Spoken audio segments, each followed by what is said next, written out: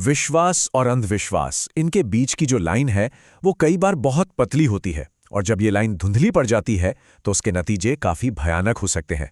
आज हम वो परिवार के एक ऐसे ही मामले का विश्लेषण करेंगे जहां गहरी आस्था एक ऐसी त्रासदी में बदल गई जिसने न सिर्फ एक जान ले ली बल्कि इंसानी मनोविज्ञान के सामने कई मुश्किल सवाल भी खड़े कर दिए।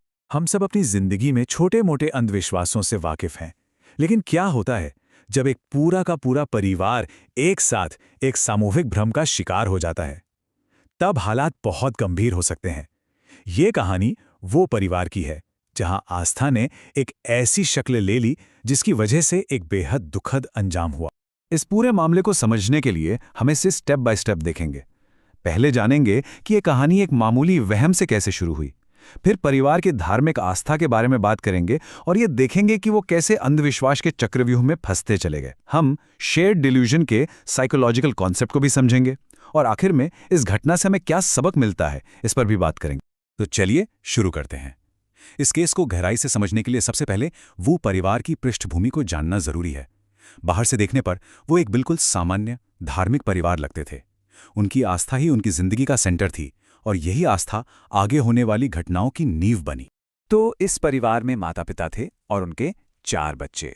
सबसे बड़ी बेटी ताइपे में नौकरी करती थी, दूसरी बेटी एक नर्स थी, तीसरी कॉलेज में थी और उनका एक बेटा एक प्रिंटिंग हाउस में काम करता था।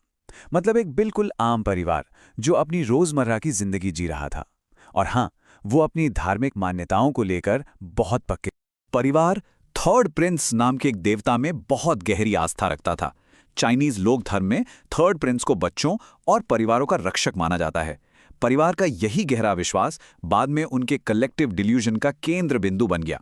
तो आइए अब देखते हैं कि इस परिवार की ये जो गहरी आस्था थी वो धीरे धीरे एक सामूहिक भ्रम, एक डिल्यूजन में कैसे बदली। इसकी शुरुआत हुई एक सपने से और इसका अंत हुआ असलियत से पूरी तरह नाता टूटने पर। घटनाओं का जो क्रम है वो एक बहुत साफ पैटर्न दिखाता है। सबसे पहले सबसे छोटी बेटी को थर्ड प्रिंस का सपना आया। इसके ठीक बाद एक पुजारी ने चेतावनी दी कि सबसे बड़ी बेटी किसी खतरे में है। इस चेतावनी के बाद जब बड़ी बेटी घर लौटी तो उसका व्यवहार बदलने लगा और फिर बहुत जल्द परिवार के सभी सदस्यों ने यह दावा करना शुरू कर दिया कि उन पर अलग अलग देवताओं का वास हो गया है। यहीं से उस जानलेवा अनुष्ठान की शुरुआत हुई जो करीब 2 महीने तक चला। रिपोर्ट्स के मुताबिक घर आने के बाद बड़ी बेटी को नींद न आने की समस्या हो गई। नींद की कमी की वजह से वो खुद को थप्पड़ मारने लगी, चोट पहुंचाने लगी। लेकिन परिवार ने उसके इस बर्ताव को किसी मानसिक समस्या की तरह नहीं देखा। उन्हें लगा कि ये किसी शैतानी ताकत का हमला है। और यहाँ ये समझना जरूरी है कि कैसे पूरे परिवार ने उस मानी हुई बुराई से लड़ने के लिए दैवीय भूमिकाएं अपना ली। जैसा कि स्टेबल में दिख रहा है, पिता ने खुद को जेड एम्परर माना, माँ ने queen mother of the west और बच्चों ने भी अलग अलग देवताओं का रूप लेने का दावा किया। ये उनके साझा भ्रम का एक बहुत ही साफ संकेत था। तो सवाल ये है कि आखिर ये सब हुआ कैसे?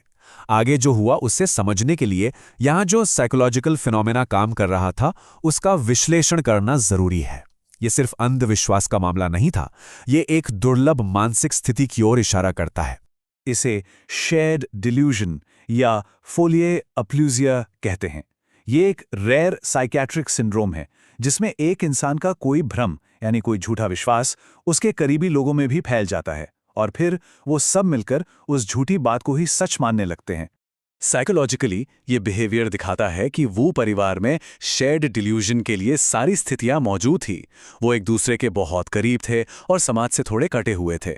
परिवार में बहुत ज़्यादा तनाव और डर का माहौल था और उन सबका बिलीफ सिस्टम भी एक ही था। इन सब चीज़ों ने मिलकर एक सामूहिक भ्रम के लिए एक परफेक्ट माहौल बना दिया। परिवार के इसी सामूहिक भ्रम ने उन्हें उस माने हुए राक्षस को बाहर निकालने के लिए बेहद खतरनाक कदम उठाने पर मजबूर कर दिया। उन्हें यकीन था कि वो राक्षस उन्हीं में से किसी एक के अंदर छिपा हुआ है। रिपोर्ट्स के अनुसार अगले 2 महीनों तक परिवार ने खुद को शुद्ध करने के नाम पर कुछ भयानक अनुष्ठान किए। उनका मानना था कि ये सब उस राक्षस को बाहर निकालने के लिए जरूरी है।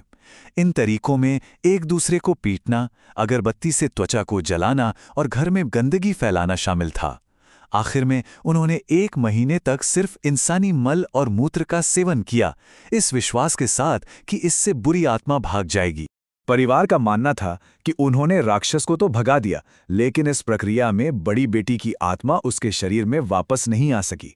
हालांकि मेडिकल और कानूनी सच्चाई इससे बिल्कुल अलग थी। मौत की असली वजह कोई बाहरी चोट नहीं थी, बल्कि इंसानी मल खाने से हुआ मल्टीपल ऑर्गन फेलियर था। इस केस का शायद सबसे चौंकाने वाला मनोवैज्ञानिक पहलू ये था कि जब एक मनोचिकित्सक ने परिवार की जांच की तो उनमें से किसी में भी मानसिक बीमारी के कोई लक्षण नहीं मिले। वो क्लिनिकली पागल नहीं थे, वो सब बस एक बहुत ही शक्तिशाली साझा भ्रम का शिकार हो गए थे। तो ये दुखद मामला हमें इंसानी मनोविज्ञान और विश्वास की ताकत के बारे में आखिर सिखाता क्या है? ये बात इस कहानी के सेंट्रल आइडिया को बिल्कुल सही तरह से सामने रखती है कि असली खतरा कोई बाहर की अलौकिक शक्ति नहीं थी, बल्कि इंसान के अपने मन में पैदा हुआ बेकाबू डर और अंधविश्वास था। ये मामला आंखें बंद करके विश्वास करने, सामाजिक अलगाव और सबसे जरूरी क्रिटिकल थिंकिंग यानी आलोचनात्मक सोच की कमी के खतरों की एक बहुत बड़ी याद दिलाता है। ये हमें सिखाता है कि जागरूकता और सवाल पूछने की क्षमता ही इस तरह के मनोवैज्ञानिक जालों के खिलाफ सबसे अच्छा बचाव है।